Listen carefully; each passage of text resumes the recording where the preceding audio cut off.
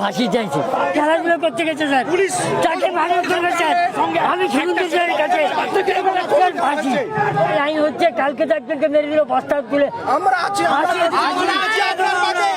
ফাঁসি চাই। আমার ছেলে যাবে খেলতে গেছে, আমি শুভেন্দু অধিকারীর কাছে বলবো একটাই, আমি ফাঁসি, তিনজনকেই ফাঁসি। আমার ভাইকে যেরকম ভাবে নৃশংস হত্যা করেছে, আমরা মারের বদলে মার চাই। আমরা আর আইনের ওপর কোনো আস্থা রাখতে পারবো না, আমরা পুলিশের ওপর কোনো আস্থা রাখতে পারছি না, কারণ অভয়ের মা এমপি হয়ে আজকে বিচার পায়নি। ওর বাবা সাধারণ ভ্যান চালে, ওর বাবা কি করে বিচার পাবে? তাই নেমেছি, ওরা আমার ভাইকে যেরকম ভাবে নৃশংস হত্যা করেছে, আমাদেরকে ওদের হাতে তো ওদেরকে আমাদের কাছে তুলে দিতে হবে। পুলিশ কোনো কিছু করবে না। আমরা জানি ওর বাবার আর্থিক অবস্থা প্রচন্ড খারাপ, ওর বাবা ভ্যান চালিয়ে দিন আনে দিন খায়, ওর বাবার ক্ষমতা নেই বলে, ওর বাবা ক্ষমতা নেই, ওর মায়ের কাজ করে, ও ফুটবল খেলে সংসার চালায়।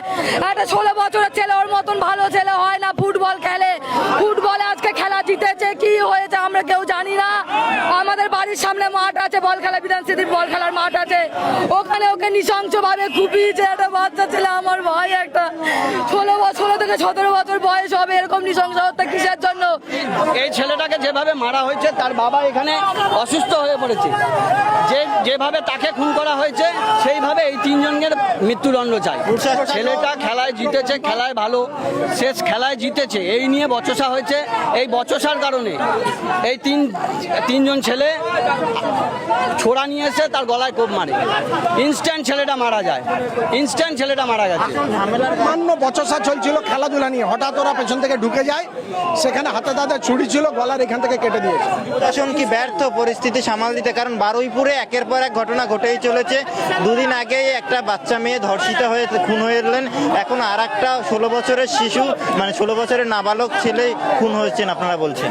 হ্যাঁ, 16 বছরের নাবালক ছেলে খুন হয়েছে। এর জন্য ধার্মিক উস্কানি দেওয়া, লাহেগ আলীও দায়ী আছে, প্রশাসনের ব্যর্থতা আছে। লাহেগ আলী, সিপিএম এবং তৃণমূলের উস্কানি, এগুলো দায় আছে। তৃণমূল এবং লাহেগ আলীর মতো কিছু ধর্মভীরু সেকুলারিজমের মুখোশধারী ধর্মভীরু নেতারা দায়ী। এরা চেয়েছিল এই সূর্যপুরের ঘটনাকে কেন্দ্র করে এরা বারুইপুরটাকে জ্বালিয়ে দেওয়ার চেষ্টা করেছে। এরা বারুইপুরে সাম্প্রদায়িক উস্কানি দিয়ে সাম্প্রদায়িক দাঙ্গা বাঁধানোর চেষ্টা করেছে। এই লাহিগ আলীর মতো কিছু কুলাঙ্গার নেতা আছে যারা সেকুলারিজমের নামে হিন্দু বিরোধ এবং মুসলিম তোষণ করে যায়। উভয় ক্ষেত্রেই বলি যে অ্যাকিউজ তার কোনো ধর্ম হয় না, আমরা মানি, কিন্তু যারা এই কথাটা সবসময় বলে তারা কেন মানে না? তারা প্রত্যেক ক্ষেত্রে কেন ক্রিমিনালের ধর্ম খোঁজে কেন? যখন কোনো ভিকটিম যখন হয় হিন্দু, তখন এরা চুপ থাকে, এদের মুখে দই জমে থাকে। যখন ভিকটিম হয় একজন মুসলিম, তখন এরা হচ্ছে বড় করে ঘটনা দেখায়। সূর্যপুরের ঘটনা নিয়ে মুর্শিদাবাদে আন্দোলন হতে পারে, তাহলে বারুইপুরে একজন হিন্দু মরেছে, তাহলে সারা পশ্চিমবঙ্গে আন্দোলন হওয়া প্রয়োজন। জিহাদি তোষণ আর চলবে না বারুইপুরের বুকে। প্রতিদিন এই জিহাদি পড়ার কাছে কিছু না কিছু ঘটনা ঘটে চলেছে।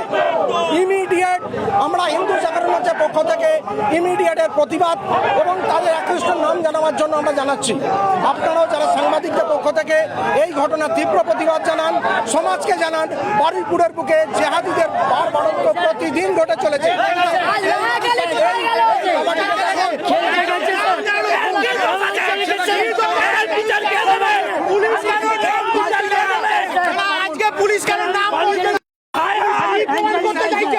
আমার ছেলে খেলাধুলো করতে গেছে স্যার, পুলিশ তাকে মারধর করবে স্যার, আমি শুনতে চাই কাছে ফাঁসি।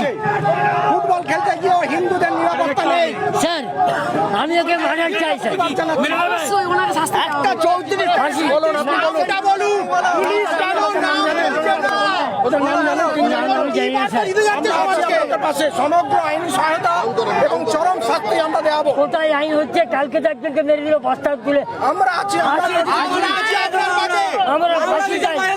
আমার ছেলে যাবে খেলতে গেছে, আমার ছেলে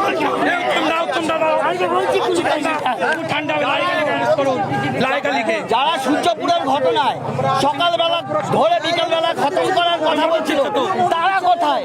তাদেরকে আমি দেখতে চাই, লাহেগানিকে দেখতে চাই, সিপিএম এর নেতাদের দেখতে চাই, যারা প্রতিনিয়ত নিজেদেরকে সেকুলারিজমের মধ্যে আটকে রেখে শুধুমাত্র ইসলামিক তোষণ করে যাচ্ছে। সেই তোষণকারী সিপিএমকে দেখতে চাই, তোষণকারী তৃণমূলকে দেখতে চাই। তারা সব সময় হিন্দুদেরকে নরম ভাবে সব সময় এরকম ভাবে সাম্প্রদায়িক উস্কানি দেবে এবং হিন্দুরা সব সময় পিছিয়ে থাকবে, এটা হতে পারে না।